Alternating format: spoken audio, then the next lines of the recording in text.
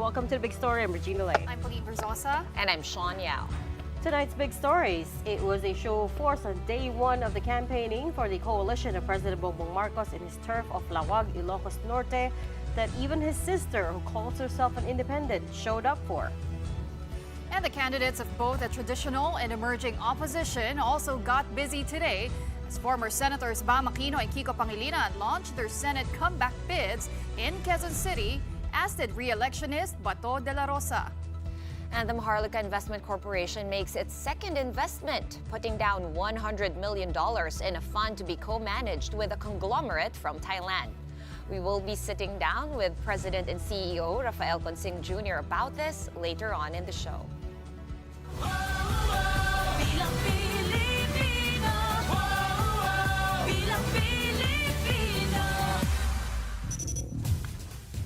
Of course, it's day one of the three-month campaign period. The administration's senatorial candidates did not waste time and immediately hit the campaign trail.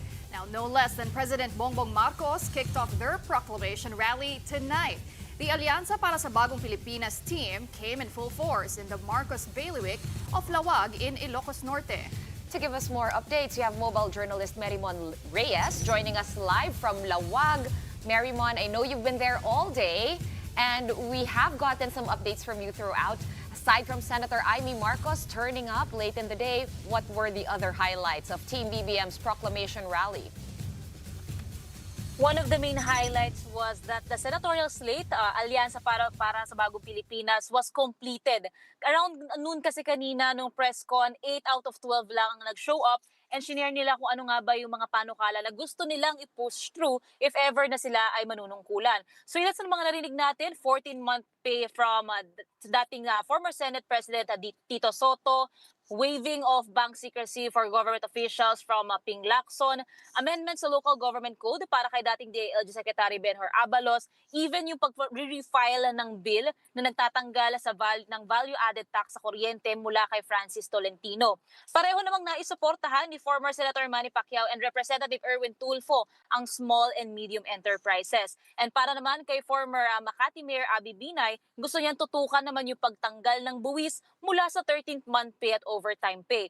And last but definitely, they say not the least, Camille Villar, ang tinitingnan niya naman ay yung pagsuporta raw sa mga industriya na nakapagpo-produce ng trabaho to address unemployment. Kanina sa press con, wala sina re-electionist hopefuls Bong Revilla, Pia Cayetano, ang aktor na si Dito Lapid, and even ang presidential sister na si Senator Amy Marcos. Pero kanina nga nung naglunsad na yung main event of the proclamation rally, nakumpleto sila.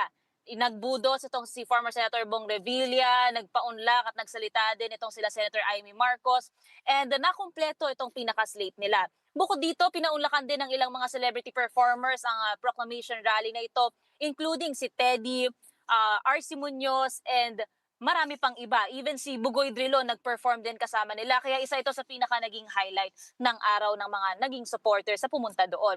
Nasabi kanina ng senatorial slate, kaya raw nila napag-usapan o napag-agrihan na simulan sa Ilocos yung kanilang pangangampanya ay dahil naniniwala rin daw sila at nagiging aligned daw sila sa vision ni Pangulong Bongbong Marcos. At the same time, yung roots nito na dito sa Ilocos Norte. Pero kung titingnan din kasi natin, medyo mabigat din ang bearing nito sa pinaka-period ng pangangampanya up to the main voting day. Sa ngayon kasi, 434,114 ang nainatalang rehistrado sa Ilocos Norte. And we could remember, malaki ang naging vote turnout ni Pangulong Bongbong Marcos sa Ilocos noong siya ay tumakbo bilang Pangulo.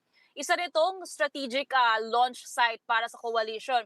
And same goes din sa mga susunod na araw kasi pupunta sila sa Iloilo, Davao del Norte, and then Pasay. And lahat ito, isa ito sa mga ways nila para mas maabot pangaraw ang maraming tao. Balik sa inyo. Okay, syempre alam naman natin itong alyansa, no? It's made up of different personalities all coming together for this midterm election, Marimon. Ano yung mga sinasabi nila, sa lahat ng nasabi nila ngayong araw na ito, ano yung common denominator? Meron ba silang common campaign cry or campaign rally? Yes, pinakamalinaw sa lahat ng sinasabi nila, lahat ng ginagawa nila, even if may history sila of politics way back, merong mga naging magkalaban during the presidential elections around 2 years ago. Ngayon, sila daw ay nagkaisa para lang daw sa isang rason at para daw mabuo at ma-push through talaga ang bagong Pilipinas. Kaya sa lahat daw ng mga panukala nila, isusuportahan nila ang Administrasyong Marcos at the same time yung mga panukala din ng gusto nilang iambag sa pamamagitan ng mga batas o iba pang mga inisyatibo, yun daw ang tututukan nila sa mga susunod na buwan kung sakaling mabibigyan sila ng pagkakataon na manerbisyo bilang mga senador. So in a way, the battle cry is still unity. Hindi ba? Yes, It's still pretty much. unity. Yun lang din yun. Yeah. And also, I saw former LG Sec Benhur Abalos, or was it? Oh no, sorry, Congressman Erwin Tulfo saying that they don't want to campaign, do negative campaigns, right? Hindi sila, they're gonna try not to, what do you call this? To hit the other candidates. Kasi everyone's tired of it. Pagod na daw tao, which is true. Totoo naman, may point siya na wala nang paninira itong kampanya. So, kumpleto ba? Nakumpleto ba yung lahat? Sabi mo, no, in the end, na nakumpleto sila lahat. So, just double-checking that everyone did finally make it. Yes, from 8 out of 12, naging 12 out of 12 sila. Nakumpleto talaga nitong main event na ng proclamation rally nila. Pero Marimon, will all 12 senatorial candidates continue campaigning together? Ano ba yung schedule nila sa mga susunod na araw, mga linggo? Because we know Ilocos, ang norte, talagang bailiwick nga ng mga Marcos. What's the schedule like for the administration slate and the weeks to come? On February 13, Alianza will be going to Iloilo, and then February 15, Carmen, Davao del Norte, and then February 18, Pasay City. So far, same pa naman ang mga plans nila. Sama-sama sila ng mga ngampanya. Bukod na lang daw kung sakaling magkaroon ng emergencies or other reasons na hindi makakapunta yung ilan sa mga senatorial slate na ito. Pero isa sa babantayan din natin is potentially kung si Presidential Sister, Senator Amy Marcos, if she will be joining yung iba pang mga campaign rallies na gagawin ng Alyansa, o baka ngayon lang dito sa kanilang proclamation rally. Kasi nga, medyo reserved pa rin itong si Senator Amy Marcos pagdating sa alyansa in general. Pero since nagpakita siya kanina, she's open pa rin in supporting. And since wala pa rin naman daw iwanan na nagaganap sa kanila. Okay, maraming salamat sa inyong update. That was Marymon Reyes reporting to us live from Lawag in Ilocos Norte. Maraming salamat. Ingat, Marymon. Well, the Dutertes haven't hit the campaign trail just yet, but some of their allies already did. Re-electionist Senator Ronald Bato de la Rosa started the first day of campaign by hearing mass in Quezon City.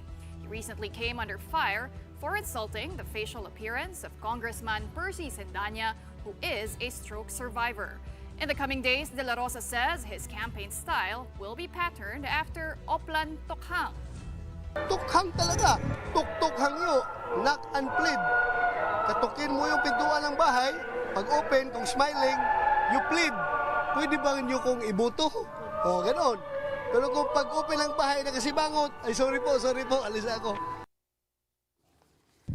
Senator Bongo, on the other hand, went around shaking hands with motorists and commuters and eating kwek-kwek by the roadside in front of a malasakit center in Davao City. He also attended the General Assembly of the League of Municipalities, where he talked about his platform on health. Over on the other side of the fence, allies of former Vice President Leni Robredo held what they called their People's Campaign kickoff rally in the vote-rich province of Cavite. Prior to that, their whole day had been jam-packed with activities. Akbayan Party List nominees Attorney Chel Diokno and Congressman Percy Sendanya started off the day by spearheading a Zumba session at the UP Sunken Garden. Next, they attended Mass together with fellow senatorial aspirants Kiko Pangilinan, Bam Aquino, Erin Tanyada, and Teddy Bagilat, as well as Robredo herself. Robredo had promised that she would help them before she focuses on her mayoral run in Naga. The local campaigning period only begins on March 28. Pangilinan and Aquino are campaigning on the same advocacies that they have been pushing for years: agriculture and education. However, they have lagged in most pre-election surveys. Kumbaga sa basketball, di ba? Second quarter na tayo. Medyo tinambakan tayo ng first quarter. So babawi tayo ng second quarter hanggang sa dulo, may papanalo na natin.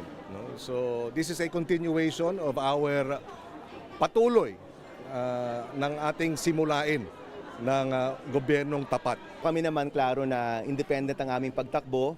May dalawang malaking grupo na nag-uumpugan ngayon at kami naman po ni Senator Kiko, klaro ng pinapanigan namin yung taong bayan. Yung focus namin, in his case, yung pagkain, yung murang presyo, pagbaba ng presyo ng pagkain at sa akin naman, yung mga reforma sa edukasyon. Pangilinan and Aquino then went house to house in Quezon City. They started in Barangay Cruz Naligas, where they were accompanied by actress Marjorie Barreto. Well, we're going to take a quick break, but coming up, we sit down with Maharlika Investment Corporation President and CEO Rafael Jr. to talk about the fund's latest investment, a $1 billion partnership with a Thai conglomerate. The details of that after the break. Keep it here on One News.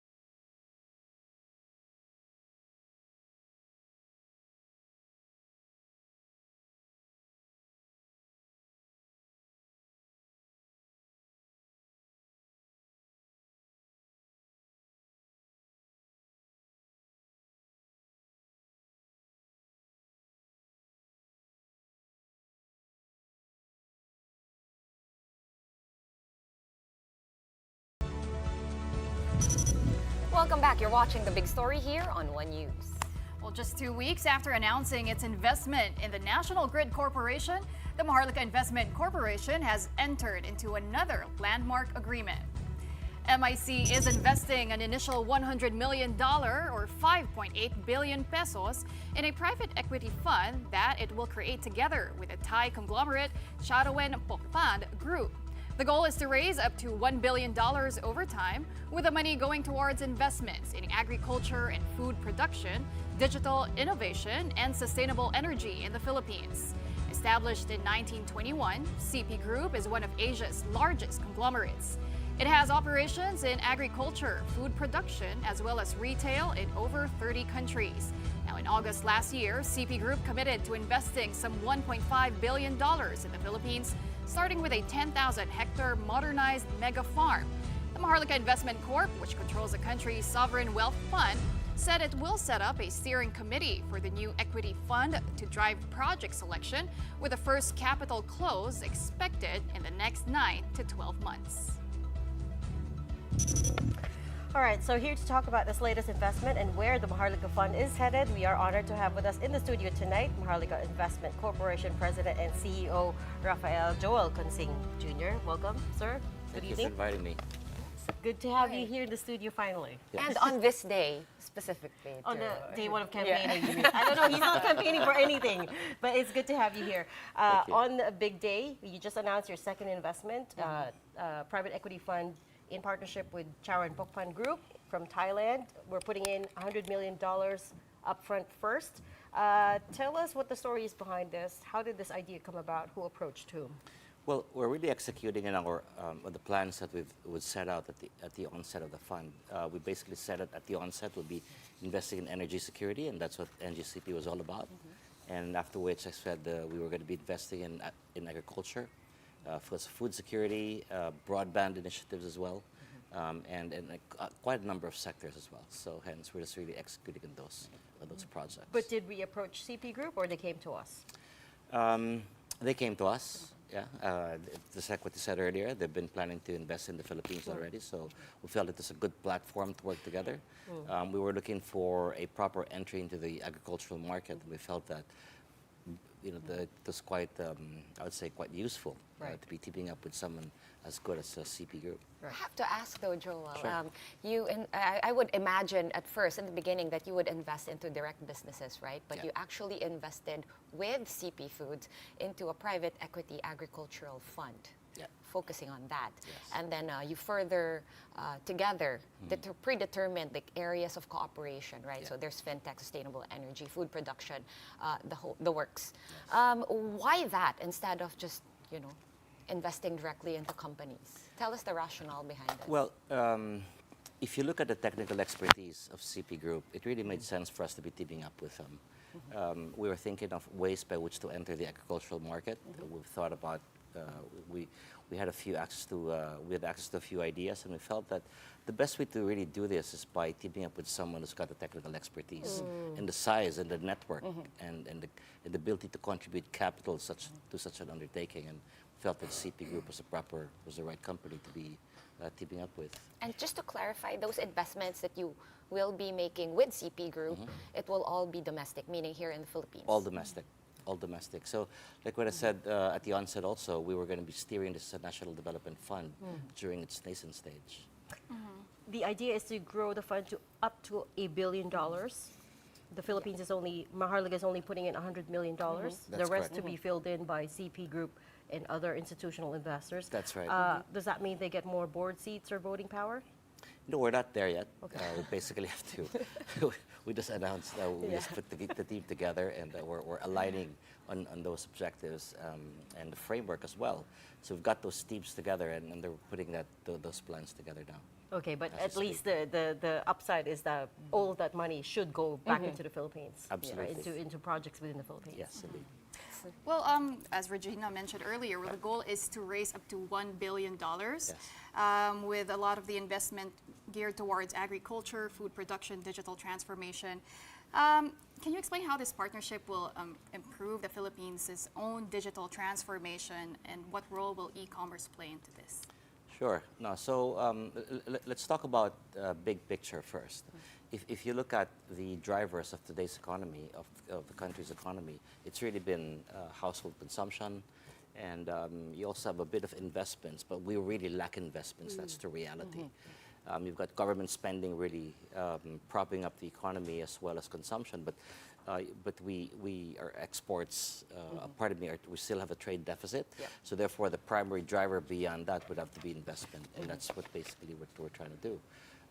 Now, as to its direct effect, number one, what we aim to do is to invest in modernization of agricultural production, modes of agricultural production, similarly expanding and accelerating digital transformation for these companies that we will be acquiring, and then third would be doing sustainable energy.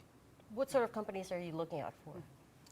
What are the parameters, or is that also I'm ahead of the. Yeah. Yes. Yes, indeed. And I mean, anyone who's listening who could be a candidate would be interested to know. All right, I want to be part of that. I want to apply for a chunk of that fund, right? So I was wondering, okay, Yeah, no, Is so that possible, or do you accept like proposals, No, pitches, so or? we'll be, it's a good question. So we'll be identifying our targets. We do have already quite a number of targets in mind. And we have to basically discuss that and percolate that into a strategy. And hopefully, really within the next 6 to 9 months, we'll be able to announce the details of our plans. Okay, I'll step it back a bit. I'm just curious again with this new partnership, because I know CP Foods has been here. They have some facilities, I believe, down south in Mindanao. What made them like, do they think, in their opinion, was approaching MIC like easier? Kumbaga, like because maybe perhaps they wouldn't have to experience so much red tape, et cetera, like the usual problems of investors when they try to look at the Philippines as a destination. And also, there's the foreign ownership limits, right? 60-40. Wait, like what you said, they do have an exposure in the Philippines. Right. In fact, I think that they're quite significant, in fact, in the Philippines. Yes. So hence, they really don't need someone like us. That's the reality. But that said, we do bring something to the table. We do bring our own relationships, our own ability to bring in capital from other investors. And it makes sense for us to build that platform together in order for us to be able to pursue these. Now, you're absolutely right. Certain of these things, they may not be able to do it alone. So hence, they would require the partnership with the Filipino. And that's what MIC is all about. So we were created as, in fact, the collaborative vehicle of the government to be able to track FDI. And it's exactly what we're doing now. Is there anyone else in line apart from CP? Of course, first it was NGCP, and then this came very soon after. And everything was pretty quiet for almost 2 years, and then bam, bam. So I'm sure you have a pipeline. Yes, and I'm we do. sure, contrary to what everyone thinks, you have been meeting and working behind the scenes. So how deep we is this have. pipeline, Yes, and what yeah. can we look forward to? I think we've got one more. We've got one more that we're going to be announcing soon. Quite a significant. Feel free to announce transaction it as well. right now. No, because it involves a listed company, not a Philippine listed company, but a foreign listed company. Will it still be infra focused? It will be an infrastructure play, yes. Transportation? I mean, a lot of people are hoping it would be transportation. But not the Philippines. No, it's one of our priorities. Transportation is certainly one of our priorities, but that's not what we're announcing next. Okay. But not a in clue, the that's a clue. Philippines. Not a Philippine listed company. Not a Filipino. Not a Philippine listed company. Why is that? I know Pao's dying to ask the question about the valuation. I mean, equity, the stock market is down right now. Valuations are down. It's a good Yes. time to pick up Yes. bargains. Yes. No, well, okay, so if you look at the way we've written our framework, we're really acting like a private equity. And we do get ourselves exposed to the public markets, provided it's part of an overall M&A transaction. So hence, you may have heard about us having bought, for example, into SGP shares, but that's really because it's part of a bigger M&A deal.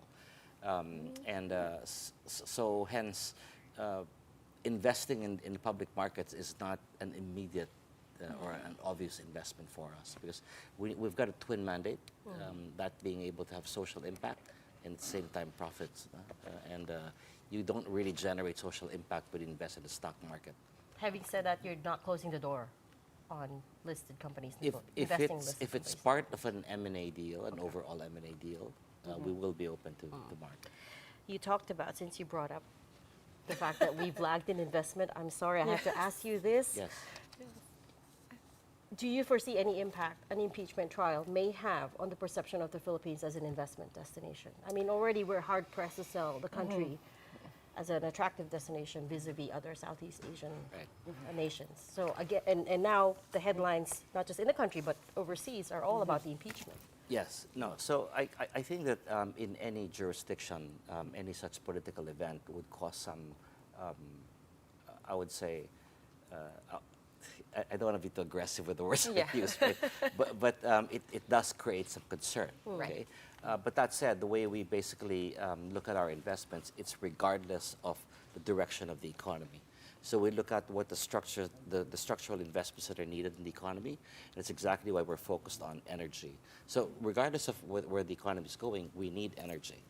Well, speaking of energy, this brings to mind NGCP. I remember at the beginning of the deal, I was wondering why they had to give up some of their shares. I understand that a franchise is a privilege, et cetera, right? But of course, thinking from the shoes of an investor, it's like, oh, this country, they gave away a franchise, and then they took it back, they chopped it up, and gave somebody else a chunk of the pie, right?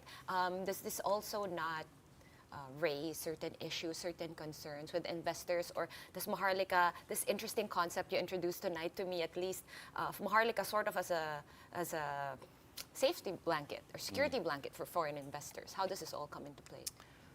Okay, so just let's be specific now in the case of NGCP.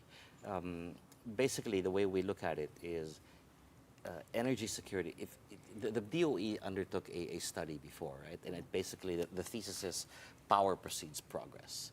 And whenever we enter into a sector, the question that we ask ourselves is, which part of the sector requires the most significant investment and which would be the most impactful?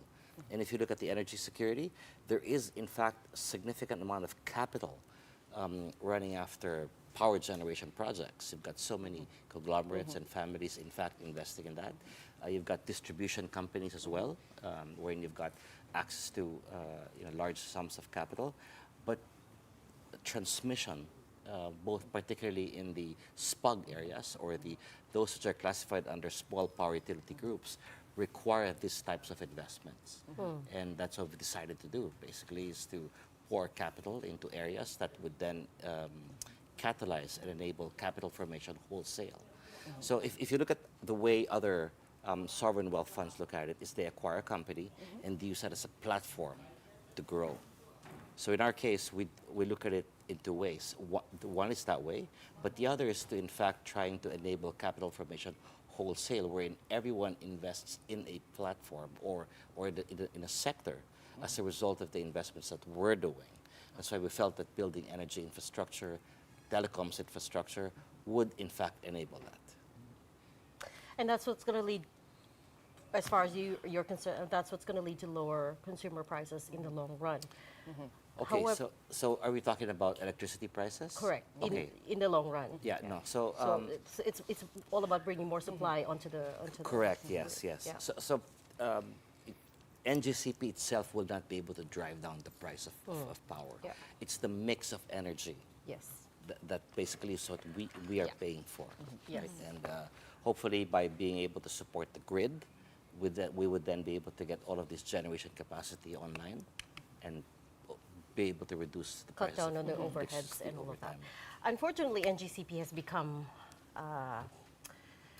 shall we say, a little bit politicized, right? You've paid attention to the House hearings, I'm sure. They are questioning they're alleging violation of the foreign ownership limits. Congressman Dan Fernandez, for one, has floated the idea of revoking the NGCP franchise. I don't remember how many more years it's got left. I believe think 6 or 7 years, if I'm not mistaken. Still about 10, but 9 Still or 10 time. years. But 9 or 10, okay. But in any case, Congress does have the power to revoke a franchise. And he's floated the idea. I know we're far off from that, but let's say, you know how it is in this country, political tides can turn very quickly. Worst case scenario, Congress takes back the franchise. What happens to the investment? Well, basically, they just can't take it out without compensation.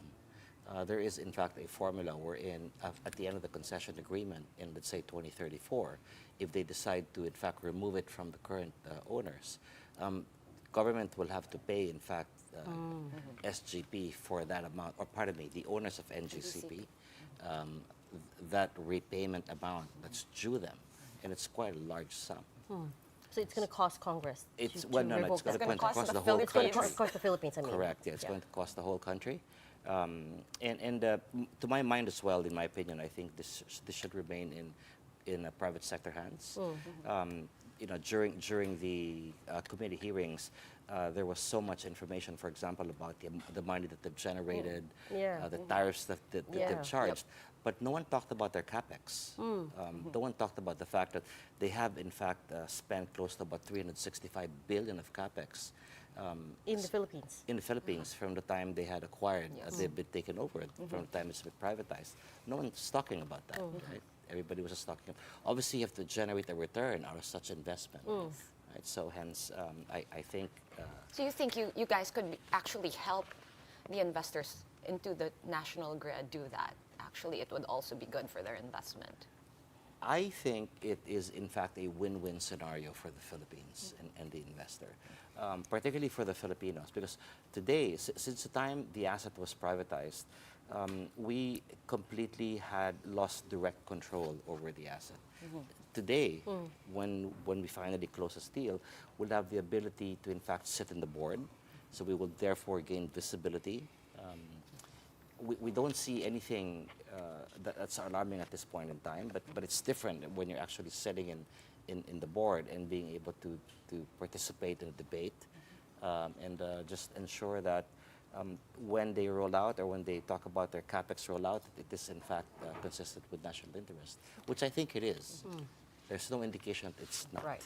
When he was asked about the NGCP investment, Yes. the synergy investment, Yes. Senate President Cheese Escudero said the fund has to be able to explain whether or not it would have made more than if that money had been placed in government securities, whether it would have earned more. At the moment, government securities are yielding about, let's say, 6% annual, Yes, right? So the yes, question in yes. his mind was, okay, by buying out Synergy's stake, will you be earning more? For Than the 6%. government, Yeah, right? no, So is that sure. something we can explain No, away? it's a fair question. I mean, it's a fair point. So the dividends are 6.5%, and since the recipient is a corporate, which is MIC, that's tax exempt. So therefore, if you were to compare that to government security, you would not need to gross it up by 20%. Okay? So that 6.5%, in fact, is about 7.5 to about 8% once you remove the impact of withholding tax. But more important is, what is the objective? If our role is just to acquire government securities, for example, then we shouldn't have set up a fund. Right? Our role is to, in fact, invest in real businesses in order for us to be able to enable and catalyze capital formation. And that's exactly what we're doing. I just had a thought, Joel.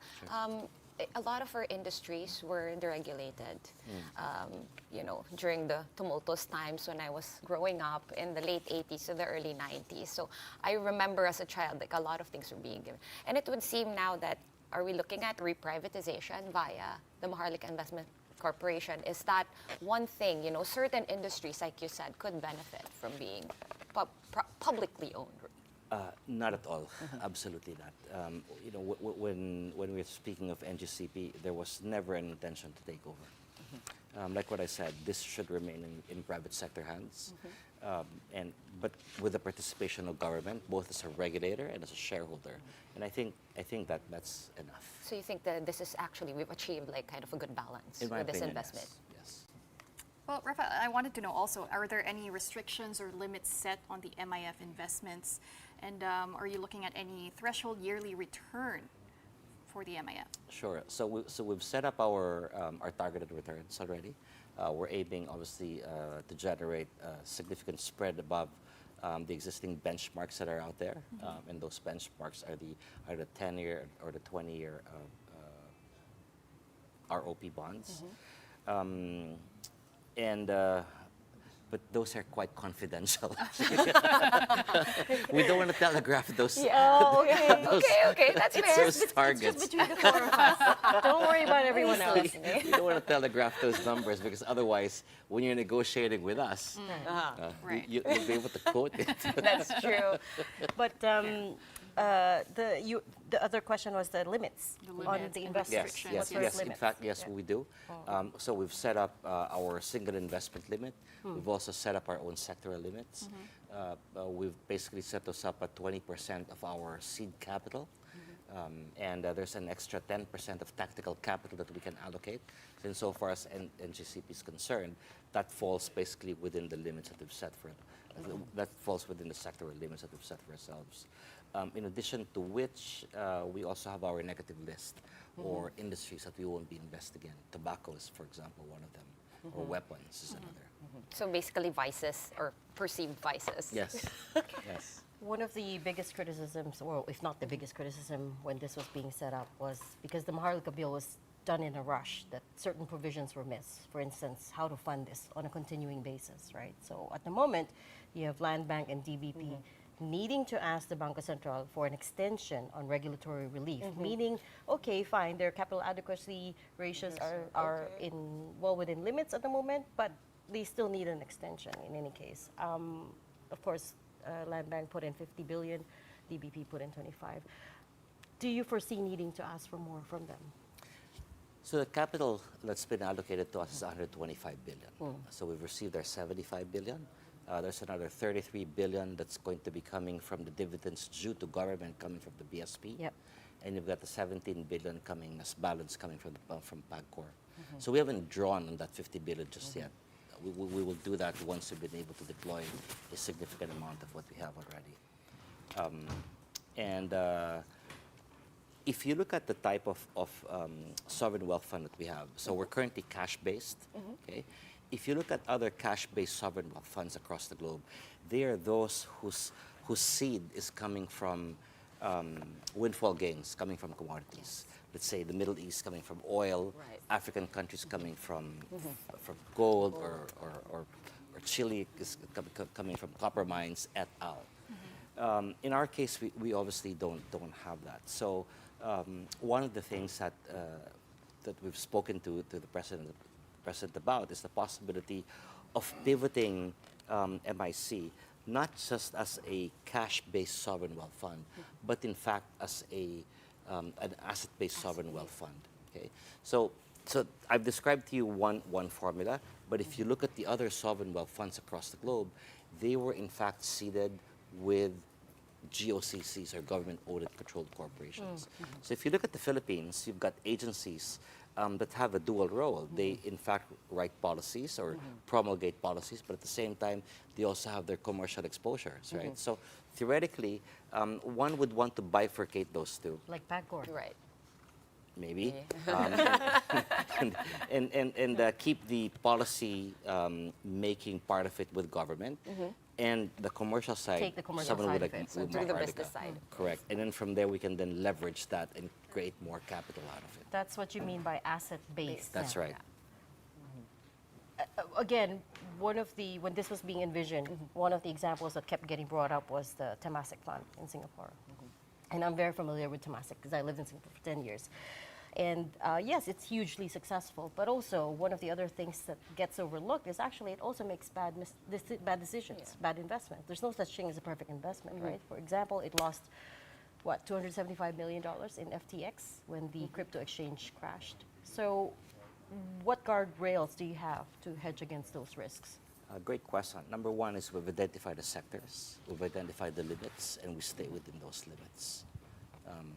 And we obviously undertake significant amount of analysis before we undertake an investment. That's the reason why it took us this long to announce our initial investments, because of the due diligence that we've undertaken. Okay, so in short, you're going to be taking on, as a group, as a corporation, as a fund, a more risk-averse, a more moderate. Risk-averse, it sounds Yeah, profile. moderate is the right Moderate, word. And the way to basically look at it, so we, in fact, if you go to our website, for those who are interested, they can go to our website and read our investment framework, and you will see there our risk statement. And we did say that we intend to take a moderate risk. But that said, you can in fact take, let's say, venture capital risk.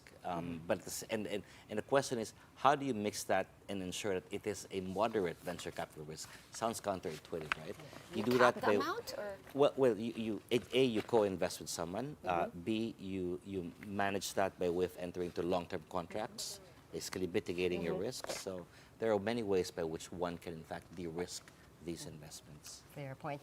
We're being told to wrap up, but very quickly, let me just circle back to my question earlier. I don't think I got a straight answer, which is impeachment trial, political noise. Yes. Do you foresee that it might turn off some investors? Could there be any impact on the economy and the perception of the Philippines as a business destination? I don't think so. Okay. It's just noise. I believe it's just nice. Okay. And they're the security blanket, after all, for investors, as a vehicle. You can, For, I mean, Yeah, it does yeah. kind of. yeah, we do know that you know, put in I a lot of effort to try to sell the Philippines overseas. So I think that's Looking forward for the third good announcement. To see that it's coming. It's all coming, coming together. soon. It's coming soon. Okay. Yeah, We're waiting. We can still announce it here. Thank you so much for joining us tonight, Maharlika Investment Corporation Thank you. CEO and President Rafael Joel Consing Jr. Thank you.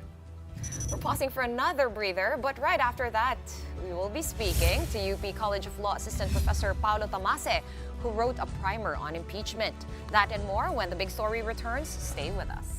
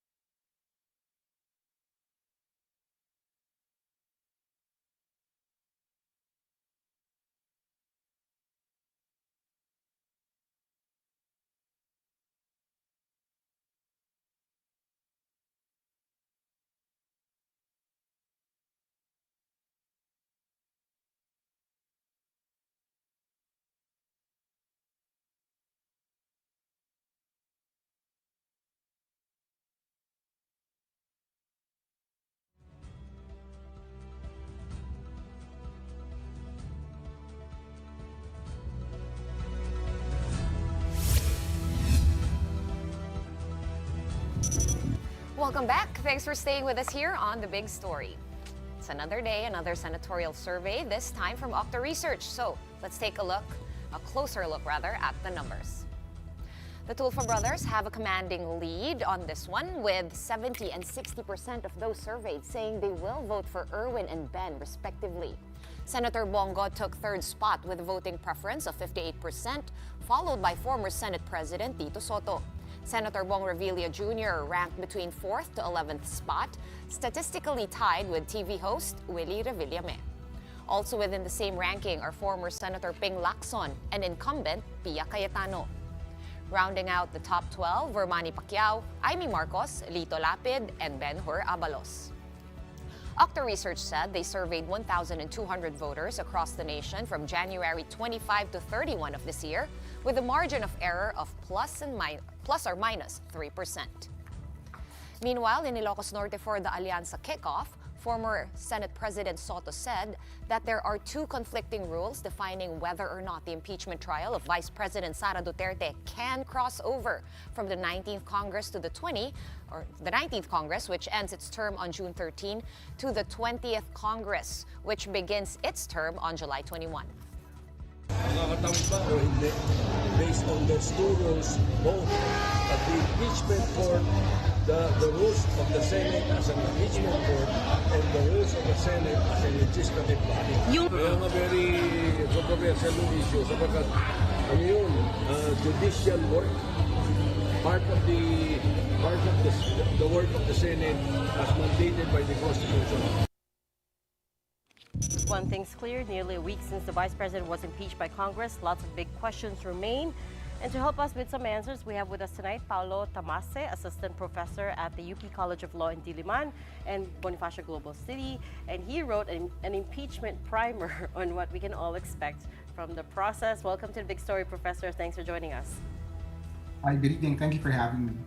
I don't know if you heard if you understood the soundbite of Soto just before we came to you, but he said something along the lines of there are two conflicting rules around the question of whether or not the 19th Congress, which is the incumbent, can take up can convene as an impeachment court, and then for it to cross over to the 20th Congress. So the 19th Congress expires on June 3rd, and the 20th Congress only takes over July 21st. What does the Constitution say? What does your impeachment primer say about that?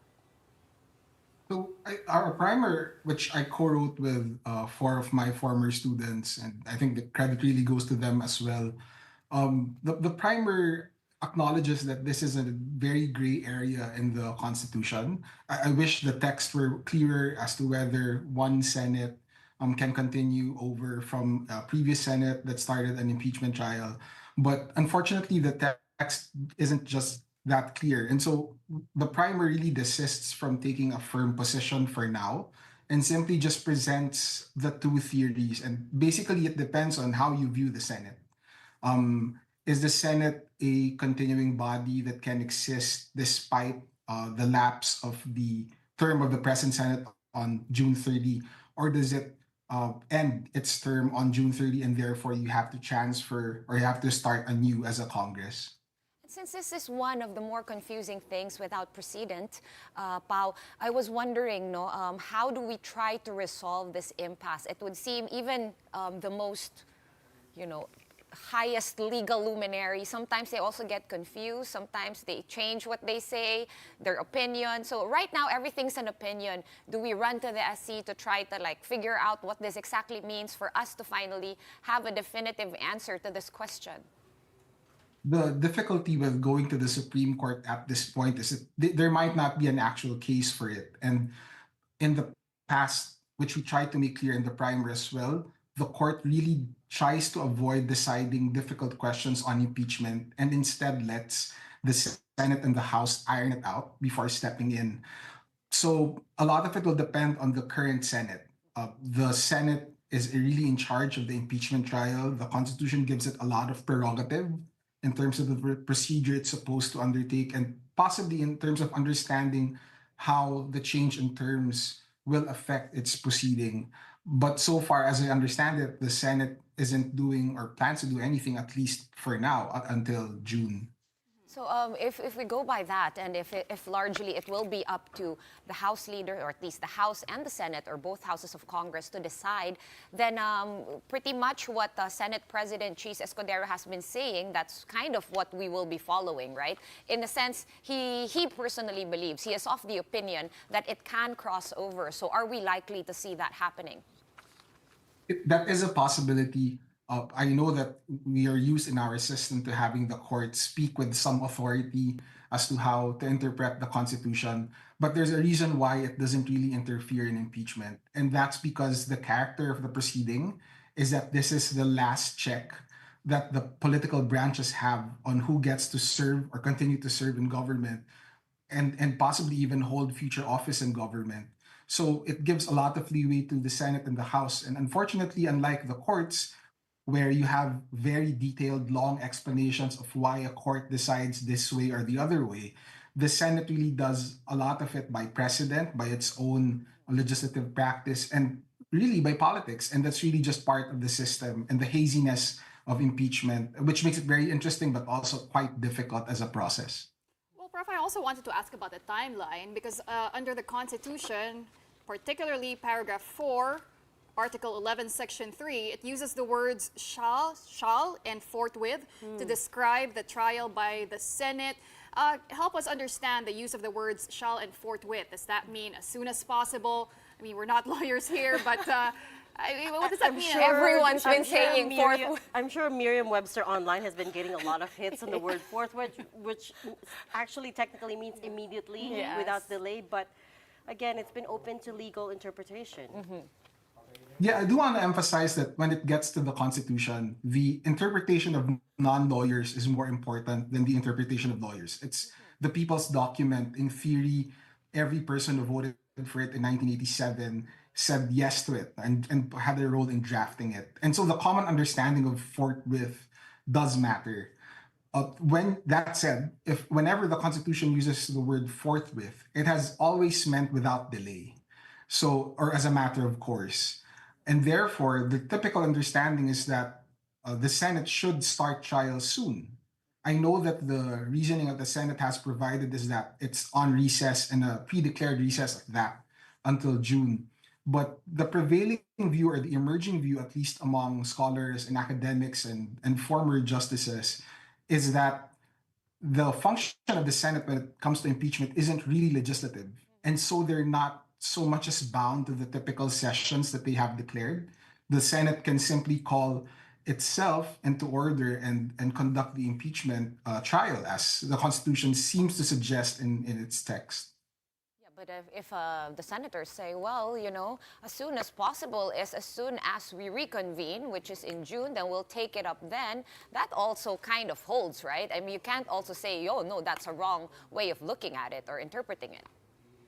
Yes, so the Senate can also say that as soon as possible actually means that when it resumes sessions. And again, we go back to the discomfort around the haziness of impeachment, the uncertainty behind impeachment, and it's really just inherent in it as a political process. So it emphasizes something else in the Constitution, which we often don't emphasize in discussions, and that's the democratic character of this process, impeachment. So it's supposed to be done not by lawyers or by judges. It's supposed to be decided by people who actually are voted on because of politics. And so it's just inherent in that type of the process that unfortunately a lot of these questions, very interesting questions that have been coming up, are just not answerable without the Senate actually essentially taking the first step, or somebody filing a case in the Supreme Court and hoping that the court would actually take action contrary to what it has done in the past. I have another question that's very confusing that came out. So I heard one of the panel prosecutors, Attorney Luistra, saying she is of the opinion, of course, she's also a lawyer. She said that if the vice president resigns before the Senate convicts, that the trial can continue. And there seems to be also dissenting opinions on that one. What would be yours? My own view, and the primer does present both views, but my own academic view is it can continue despite the resignation. And the reason why that's the case is if you look at the text of the Article 11 itself, it does say that the penalty for impeachment shall not extend beyond removal from office and disqualification from holding further office. That second clause is often overlooked. And therefore, if we look at the process by how impeachments have gone in the past, the Senate has actually desisted from taking further action after a resignation. So this has been cited in various news reports. Ombudsman Mercedes Gutierrez, Chairman Andy Bautista, when they resigned, their impeachment trials did not proceed. And in the case of former President Estrada, when he resigned, the impeachment trial actually pre-terminated without a ruling. But other than the text itself, which suggests that the Senate should have some say on whether the official is not only removed but can still hold office after, you also have to account that this is really an accountability mechanism. And therefore, it might be frustrating that mechanism in the Constitution if an official can just resign if it doesn't look like he or she is going to win his or her impeachment trial. So the Senate should have that word eventually, I think. In short, the Constitution is silent on whether or not the Vice President could be permanently banned from public office if she resigns before conviction. Yes, so it's not so much that it's silent, it's ambiguous. The text itself could be read in either way. And there are some people, I think Justice Carpio has come up with an opinion that resignation would result in the termination of the trial or the trial not even happening if she resigns before. But there is an emerging view, And I think a lot of it is driven by developments in the United States. So if you look at 4 years ago during the second Trump impeachment trial, the trial actually commenced after he left office. And the Senate had to deal with a procedural motion to stop the trial of President Trump because he had already left office. The Senate voted along bipartisan lines, 55 to 45. The U.S. Senate decided to continue with the trial and acquitted him nevertheless. But proceeding to trial kind of indicates it sees its power as not frustrated by the termination of office of the impeachable officer. That's the other. And just to add, right, the U.S. Senate practice is quite important because we do take this particular contentious provision from the U.S. Constitution. We follow very closely the wording of their equivalent provision. And so, as with many provisions that we take from the American Constitution, what their bodies do kind of informs us as to how that word or those words originally meant. Okay, I did hear another constitutionalist actually in another interview say this exact thing. In the absence of precedent, look at the U.S. Constitution. And I wasn't quite sure, to be honest with you, how I felt about that. So you're saying that's actually something that is in fact done. Yes, it's very accepted practice, and I understand the discomfort. My own scholarship, the scholarship of my colleagues in the University of the Philippines, is a little uncomfortable with how much we actually take from the Americans in interpreting the Constitution. But it's one of those things that gives a little bit of stability to how we understand it. Basically, the thought is that if it was written into our Constitution in 1987 and the text was purposely copied from the American Constitution, then there may have been some intent on the part of the people who drafted the Philippine Constitution to take from American practice. So recent jurisprudence has really tried to pull back from that over-reliance. But when it comes to these very difficult provisions, very technical provisions, it seems like the American practice would still be somewhat of a good guide in terms of understanding these vague provisions of our Constitution. The Senate holds all the power now. Yeah. In short. Yeah, I mean, we're basically waiting for the Senate to make a definitive move. And I know that the Senate President, Chis Escudero, has made statements in public and in the media in the last few days. But there are 22 other senators who are, haven't been heard yet. I think they're unified in terms of being a caucus, but it would be interesting to also get the views of the other senators as to whether they feel that trial should proceed or not. Fair point. We're going to have to leave that there for tonight. Thank you so much for your answers. It did enlighten us that much more. That was Paolo Tamase, Assistant Professor at the UP College of Law in Diliman and BGC. Thank you so much. All right, it is actually a very, very sad day for the culinary world as it loses an icon.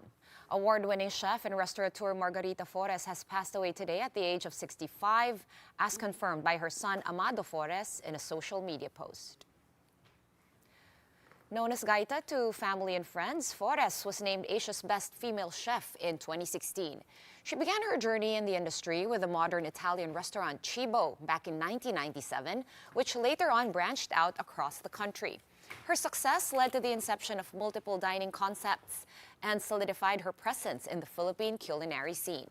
In a heartfelt tribute, Cibo honored its founder, her life, creativity, and the lasting legacy that she has left on the industry. Our thoughts and prayers are with Margarita Fores, her family, and the countless of lives that she has touched. In 2016, she was named Asia's Best Chef. Can you imagine? Not just in the Philippines, but all over Asia. Asia's Best Female Chef by the world's 50 best restaurants. And also, she's a scion of the prominent Araneta clan, right? She's a cousin of Mar Rojas. Of Mar Rojas, which a lot of people may not know. And I think one of the things that people may not really know about her, I mean, we're not friends or anything, but I just know that she is championing local food abroad. Yes. She will bring local delicacies abroad in food expos and, tirelessly promote our produce, which she also uses in some of her restaurants. Well, I love Cibo and Yeah. all their restaurants. Luso. Grace Park as It just well. opened too in Podium, Luso. Yeah. I was telling Pao earlier tonight, what was even more shocking was that I saw that she had been posted. Sad note, that's it for the big story tonight. We are One News, all sides, all the time. Thank you for tuning in and have a good night. Well, do stay tuned because coming up next is Play-by-Play with Andre Felix and Cheska Liton Calao. What's up, guys? A lot, Very of sad, course. yeah. You guys look so sharp. Sad. Sad. Yes, I know. Yeah. No, because I mean, we're all familiar with Chibo, Luso, Grace Park. We all heard about how you two ended up eating at Grace Park after their when they came here. I mean, She had just met Gordon Ramsay. Yes. Yes. Oh my At niloloko ko pa siya eh. Sabi ko, ikaw mag-cater sa kasal namin, ha? So, you know. Gosh, life may is she, short. again, we want to add to what you guys said, of course. She was, I think, in Hong Kong. An icon. When she passed. She was found dead in her room in Hong Kong. But, of course, condolences to the family. And like what you said, yung mga restaurants na nabanggit mo. Ako, Chibo lang alam ko eh. Oh. Ikaw, yung mga mamahalin eh. So, there's And- Grace And Park, her son's Cafe Bola. restaurants are also a hit. Amano, Amano, right? But yeah, on a sad note, we, of course, again, wish the condolences and the prayers to the family and the loved ones of Chef Margarita Fores. Pero Thank on you a once again. happier note, Yes. I heard Luka somebody Doncic. played. Oh, updated ka. Oo, updated ako. Binabasa ko lang sa prompter. Ano itong binabasa mo? But thank you, Red, Shawn, and Paui. We've got, as Shawn mentioned, yes, Luka Doncic making his debut for the Los Angeles finally. Lakers. Finally. A lot of Laker fans just really excited, happy, getting Luka shirts as well, attending the Crypto.com arena. Plus, replacements to the injured players in this year's NBA All-Star lineup. And we've got updates from the PVL All-Filipino Conference. I'm Andre Felix. And I'm Cheska Liton Calao. And here's tonight's play-by-play.